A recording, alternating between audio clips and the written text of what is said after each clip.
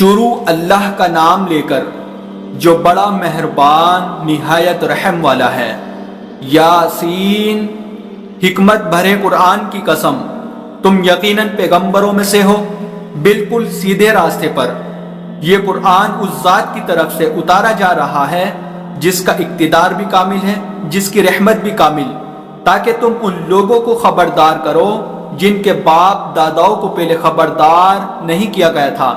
اس لیے وہ غفلت میں پڑے ہوئے ہیں۔ حقیقت یہ ہے کہ ان میں سے اکثر لوگوں کے بارے میں بات پوری ہو چکی ہے، اس لیے وہ ایمان نہیں لاتے۔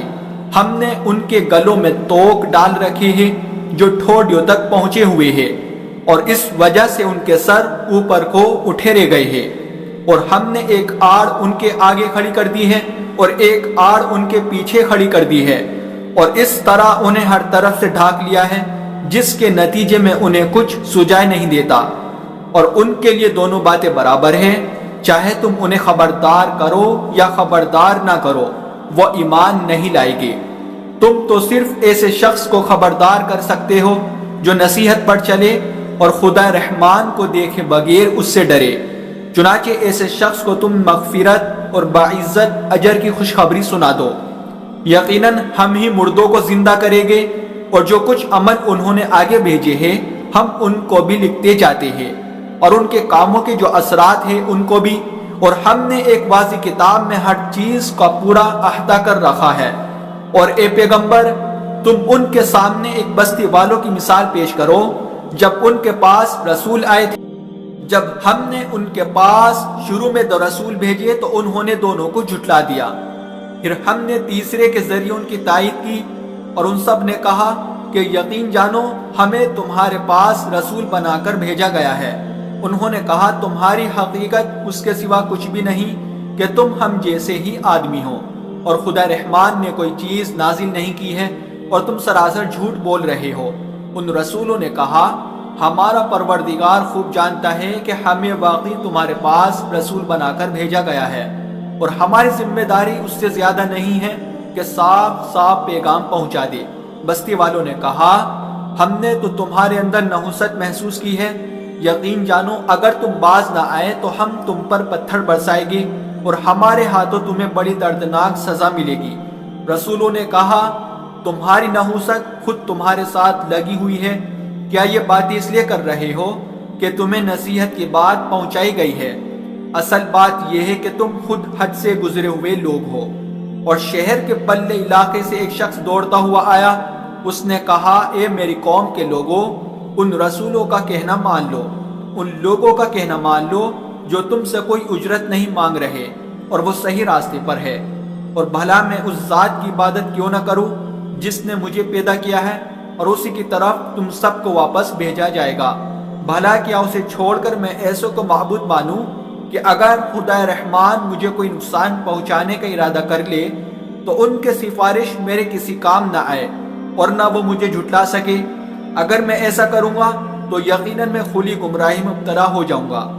میں تو تمہارے پروردگار پر ایمان لا چکا، اب تم بھی میری بات سن لو۔ آخر کار بستی والوں نے اس کو قتل کر دیا، اور اللہ کی طرف سے اس سے کہا گیا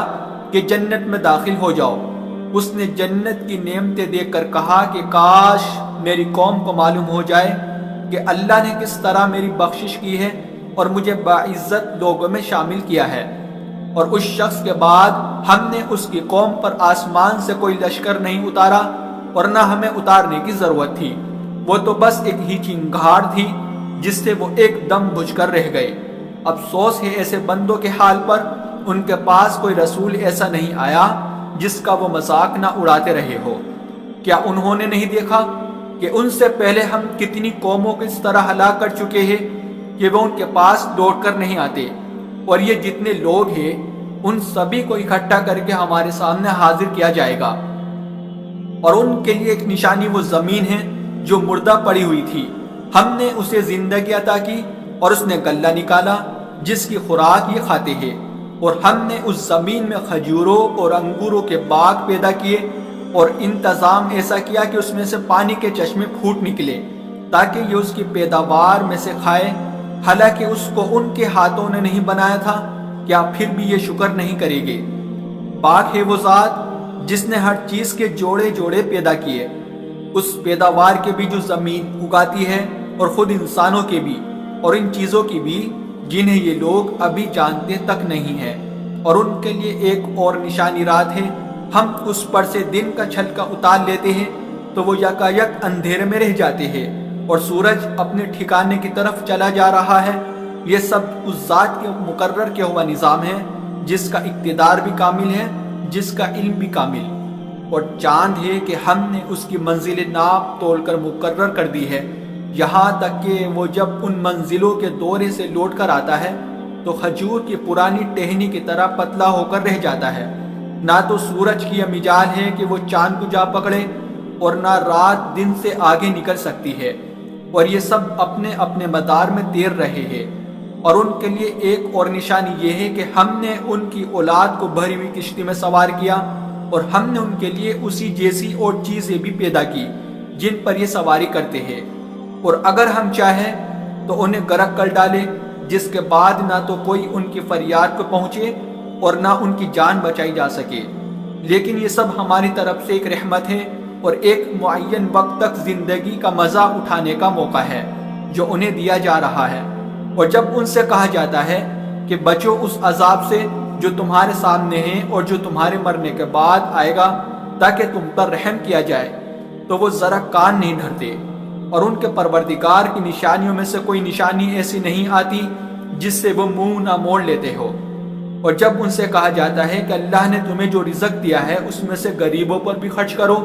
تو یہ کافی لوگ مسلمانوں سے کہتے ہیں کہ ہم ان لوگوں کو کھانا کھلائے جنہیں اگر اللہ چاہتا تو خود کھلا دیتا۔ مسلمانوں، تمہاری حقیقت اس کے سوا کچھ بھی نہیں کہ تم کھلی گمراہی میں پڑے ہوئے ہو، اور کہتے ہیں کہ یہ قیامت کا وعدہ کب پورا ہوگا؟ مسلمانوں بتاؤ اگر تم سچے ہو۔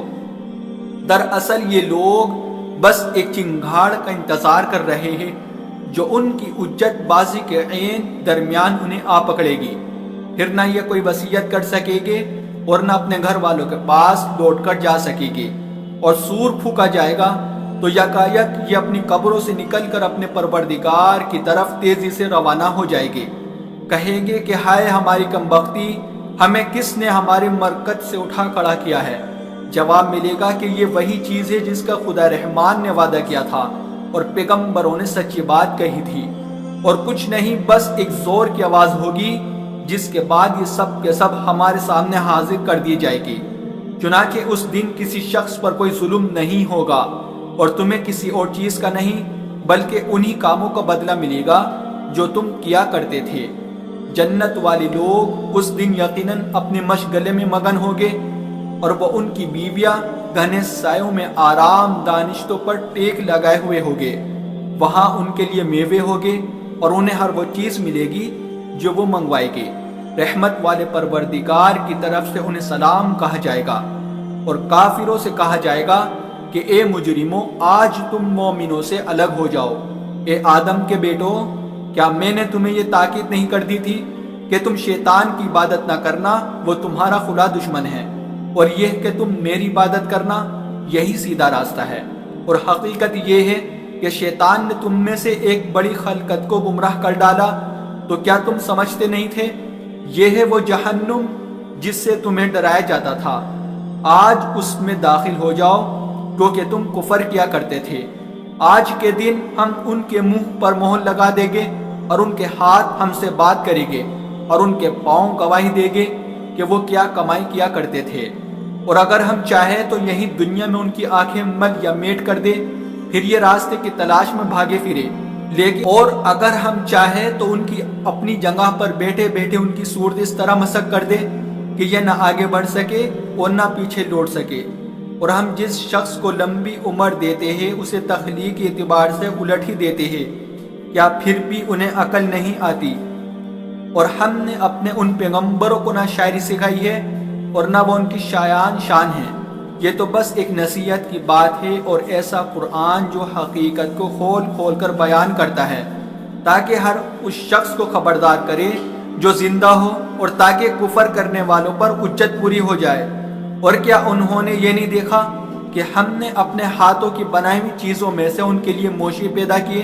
اور یہ ان کے مالک بنے ہوئے ہیں، اور ہم نے ان مویشیوں کو ان کے قابو میں دے دیا ہے، چنانچہ ان میں سے کچھ وہ ہے جو ان کی سواری بنے ہوئے ہیں اور کچھ وہ ہے جنہیں یہ کھاتے ہیں۔ نیز ان کو ان مویشیوں سے اور بھی فائدہ حاصل ہوتے ہیں اور پینے کی چیزیں ملتی ہیں، کیا پھر بھی یہ شکر نہیں بجا لائیں گے؟ اور انہوں نے اللہ کو چھوڑ کر اس امید پر دوسرے خدا بنا رکھے ہیں کہ انہیں ان سے مدد ملے، حالانکہ ان میں یہ طاقت ہی نہیں ہے کہ ان کی مدد کر سکے، بلکہ وہ ان کے لیے ایک ایسا مخالف لشکر بنے گے جسے قیامت میں ان کے سامنے حاضر کر لیا جائے گا۔ غرض اے پیغمبر، ان کی باتیں تمہیں رنجیدہ نہ کریں، یقین جانو ہمیں سب معلوم ہے کہ یہ کیا کچھ چھپاتے اور کیا کچھ ظاہر کرتے ہیں۔ اور کیا انسان نے یہ نہیں دیکھا کہ ہم نے اسے نطفے سے پیدا کیا تھا، پھر اچانک وہ خلم کھلا جھگڑا کرنے والا بن گیا۔ ہمارے بارے میں تو باتیں بناتا ہے، خود اپنی پیدائش کو بھلا بیٹھا ہے، کہتا ہے کہ ان ہڈیوں کو کون زندگی دے گا جبکہ وہ گل چکی ہوگی۔ کہہ دو کہ ان کو وہی زندگی دے گا جس نے انہیں پہلی بار پیدا کیا تھا، اور وہ پیدا کرنے کا ہر کام جانتا ہے۔ وہی ہے جس نے تمہارے لیے سرسبز درخت سے آگ پیدا کر دی ہے، پھر تم ذرا سی دیر میں اس سے سلگانے کا کام لیتے ہو۔ بھلا جس ذات نے آسمانوں اور زمین کو پیدا کیا ہے، کیا وہ اس پر قادر نہیں ہے کہ ان جیسوں کو دوبارہ پیدا کر سکے؟ کیوں نہیں، جبکہ وہ سب کچھ پیدا کرنے کی پوری مہارت رکھ۔ اس کا معاملہ تو یہ ہے کہ جب وہ کسی چیز کا ارادہ کر لے تو صرف اتنا کہتا ہے کہ ہو جا، بس وہ ہو جاتی ہے۔ غرض پاک ہے وہ ذات جس کے ہاتھ میں ہر چیز کی حکومت ہے، اور اسی کی طرف تم سب کو آخر کار لے جایا جائے گا۔